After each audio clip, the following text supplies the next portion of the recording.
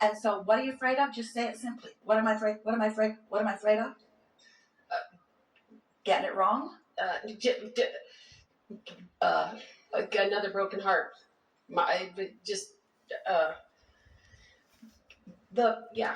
I'm afraid of feeling bad. Yeah, I'm afraid of hurt and pain. So you're not worried about someone coming in the night. No. You're not worried about. You're not worried about the economy. No. You're not worried about money. I'm not worried about. What you're worried about is, just say it as succinctly as you can. I am worried about not feeling all that I know I can feel. All right. So when you feel, and it's a strong feeling within you. Mm-hmm. So when you feel that concern, that fear, what does that tell you about what the source within you knows about you? If fear is present when you're thinking in opposition to source, what must source be thinking at the same time that you're feeling fear? You know what fear is? Fear is, that's the button that was, not the receptive mode, not the receptive mode, not the receptive mode, not the receptive mode. I'm disconnected. Not the receptive mode. You're not on the vibe of the source within you. The source within you is very far in a different opinion than you are right now. So if your opinion is, I might get it wrong, I'm not getting it right, I don't know what to do, what do you think source is feeling? You're steady. It's all right. It's working out. Don't you love having guidance? So don't make it more complicated than it is. When you feel fear, your thought is screwed up. It's that simple. You're not thinking a valid thought as far as your inner being goes. And that matters. You can line up with all the people on the planet, because there are certainly a lot of fear mongers who will take you down the fearful trail on every subject in the world. Sure. There are plenty of them. But what you're trying to do, what you want to do, what you must do, what you were born to do, you got to line up with source. And when you feel fear, it means you're not lined up. It's so simple. This thought doesn't line up with source. Should I keep thinking it? No. Well, sometimes I can't not think it because the momentum's pretty strong. But when you go to bed at night, that momentum's going to subside. Mm-hmm. And when you wake up tomorrow, you've got a choice about whether you pick it up and continue it on, or whether you let it go to sleep, or whether you let it dissipate a little more, you see. We think that you all are not really understanding what fear is, what guidance is, what it means. And until you do, then you're just going to keep talking about it and relating it to all kinds of different things, and you're just going to keep it active within you, when right now, doesn't it feel simple? Mm-hmm. And you're on track and you're feeling the emotions, and you're on track and you're connected to source. When there are moments when I'm like, my whole life is very simple. My life is great. It's smooth along.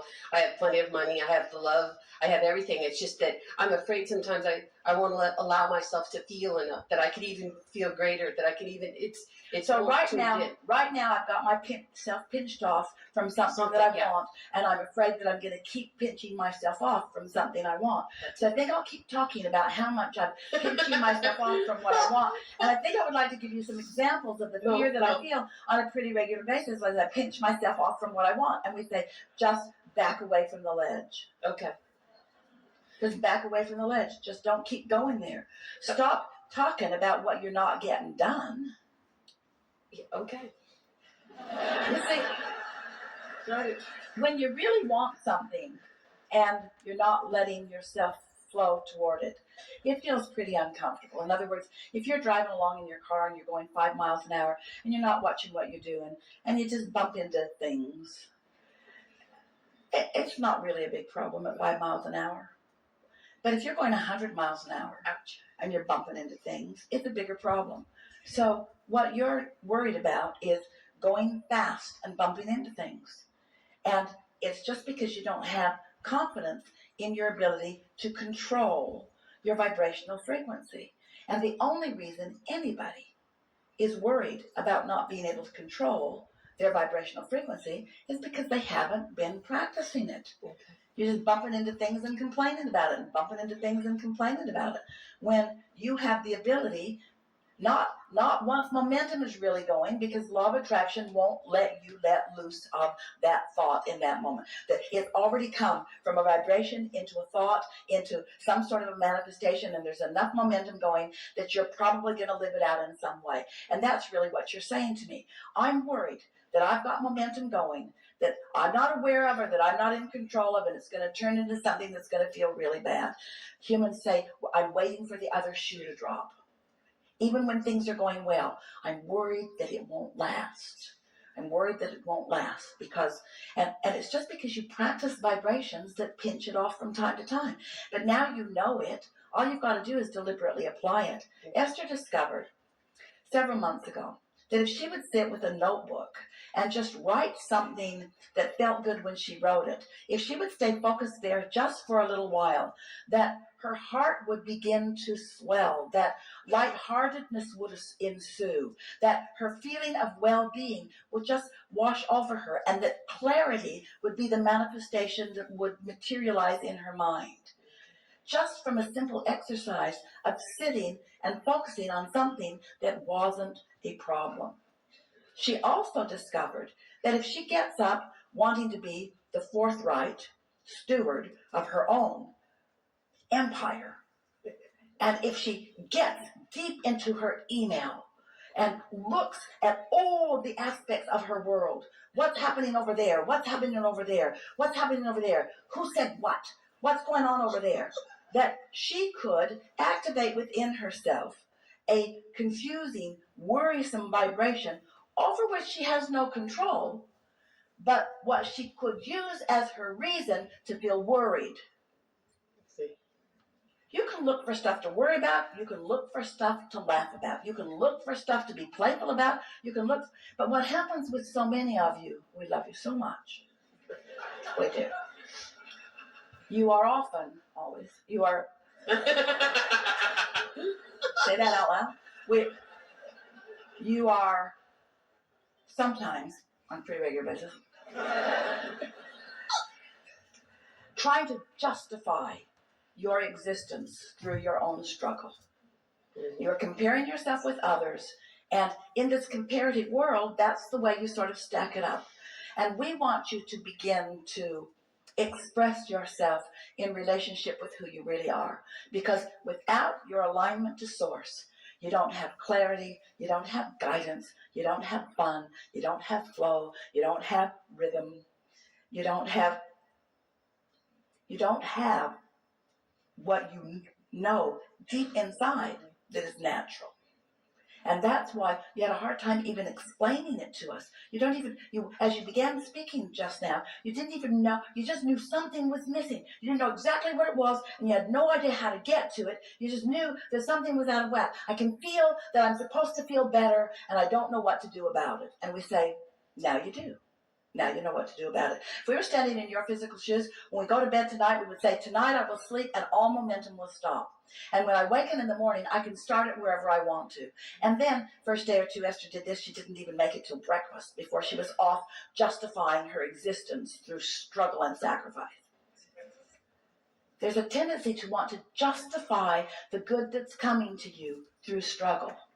And every time you do, you hold yourself in a vibrational pattern where you're not receptive to the clues of ease, to the path of least resistance.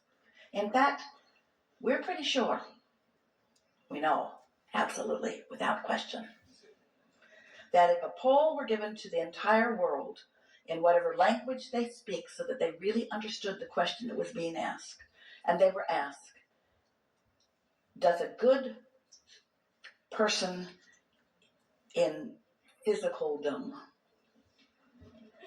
follow the path of least resistance or the path of most resistance? Far and away the majority would choose the path of most resistance, because that's how you get your marks on the chart.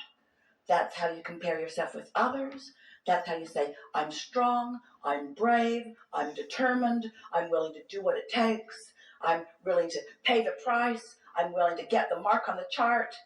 And it's contradictory to who you really are.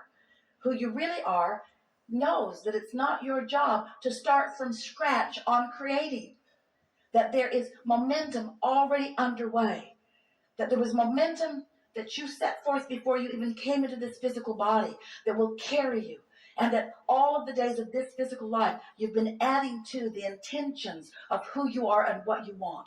You have enough vibrational momentum going to keep yourself busy for 20 or 30 lifetimes. Right here, right now. There's no more proving to do. There's no more deciphering that you really need to do. Your work now, friends, is to find some way, somehow, all day long, to get into the receptive mode, which just means, what can I think about that feels good when I think about it? And that's why we're so pleased to have this conversation with you, to begin this, because what you were literally saying to us is, I want to feel good in my thoughts, and I can't stand it when I don't, and I don't know what to do. And we say, don't take every thought in the world and try to turn it into a good thought. Just decide that you want to feel good, and let the path of least resistance reveal itself to you. So here's what we want you to hear from all of that. You sort of kind of got that, didn't you? This is a piece you haven't considered, and as you consider it, it's going to take you into a whole new avenue of creating.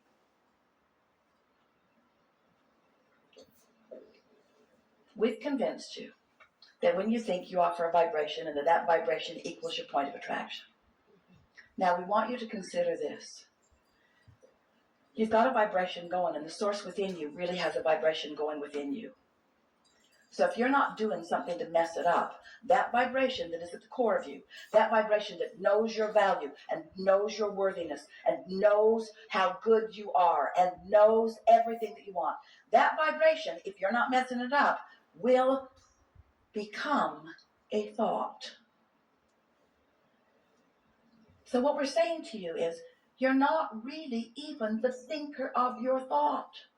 You are the preparer of the vibration to receive the thought. Can you feel the difference? You don't have to figure this all out. You just have to stop stepping on your own toe and making yourself feel uncomfortable so that you're not in the receptive mode, so that you don't receive the thought. We're all in this together. You are an extension of source energy. You are good and you are worthy. And in your human form, you are supposed to be the receiver of all of this momentum of well-being. Not the prover of it, not the prover of worthiness of it. Not one of you said, I'm going to come into my physical body and I'm going to look around the world and I'm going to solve all the problems and I'm going to set people straight. I'm going to fix this broken world. Not one of you said anything like that. You all knew that the world was not broken, that it was the perfect balanced environment for new desires to be discovered and manifested. So that's why we've been calling this gathering the art of allowing, the art of allowing, the art of receiving, the art of being in the vibrational frequency that allows me in my human body right here, right now, to be on the wavelength that makes it most likely that I'm going to receive the steadily evolving manifestation of vibration. Are you getting that? I want to be in the receptive mode. Why? Because I like those powerful thoughts that occur to me.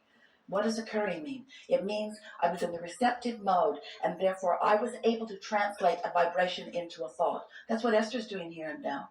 We're offering a steady stream of vibration to her. And in her non-resistant state, she's taking that vibration and translating it into thought and then into word. Now, we don't expect you to get every word, but as you're hearing her, as you're here, you realize that in this short time that we've been together, that because of your willingness to sit and listen, that your vibration has raised to the point that you are in the receptive mode, and that's why what we're saying here is making sense to you. All day, every day, you have legions, cadres, big bunches of source energy, all lined up, aware of the importance of where you stand and what you want, offering clarity about what to do next. And that's what you were writing about. All of that is there for me, and I'm not letting it in, and I don't know what to do. And the answer is just chill out and start new every morning. And if you get into the day and it's not going well, take a nap or go somewhere. Or do anything that you can. Go get your feet rubbed. Go pet your cat. Go find someone to focus on that you feel that's easy for you to feel good about. But don't try to turn it around today. Go to bed and let the momentum subside. And the next morning, start again. And you'll get into the day, and then it'll go south again because you got habits of thought, and it's okay. But go to bed again. Go to bed. Go to bed. Go to bed. Go to bed. Go to bed. Go to bed. Go to bed. Get up and feel as good as you can feel, and then go to bed. Get up and feel as good as you can feel, and then go to bed. Get up and feel as good as you can feel, and then go to bed.